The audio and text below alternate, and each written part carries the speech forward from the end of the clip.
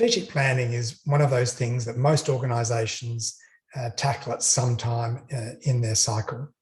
But quite often, it's an unsatisfactory process. Great expectations are the starting point, but they're often not met. At best, it's a waste of time, but at worst, it diverts focus away from some of the opportunities and challenges that the market faces. In my experience, there are 7 key areas that really drive unsatisfactory outcomes in strategy planning.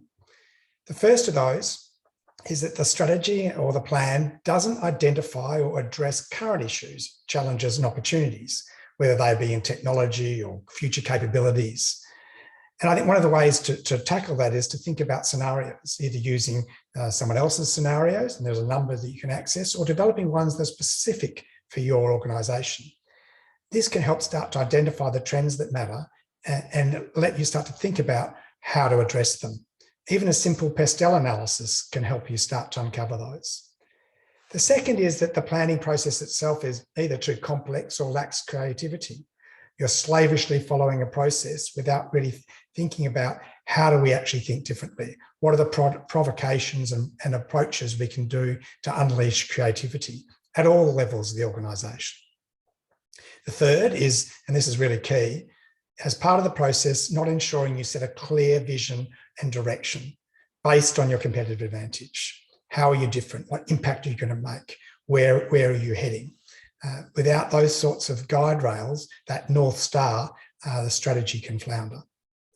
The fourth is around not making real choices. And if you think about the work of Michael Porter, for him, strategy is around choice. What are you going to do? But just importantly, what are you not going to do? Which sectors and customers are you going to focus on? What products or services do you need to promote or in fact demote? Many businesses I've worked with have a long tail of unprofitable or small customers or products and services that have failed to cut off. Those decisions are key. The fifth is around that you're either setting vague or unrealistic goals, and then even if you are setting smart goals, failing to assign accountability for delivery. The two go hand in hand together. The sixth, not having a fit for purpose operating rhythm that actually enables you to implement your strategy. It's actually part of your annual, quarterly, monthly, weekly, and even daily process. Without that, it really ends up being the 7th issue that I've identified, and that's having a set and forget mindset. You do it once and then it's left on the shelf.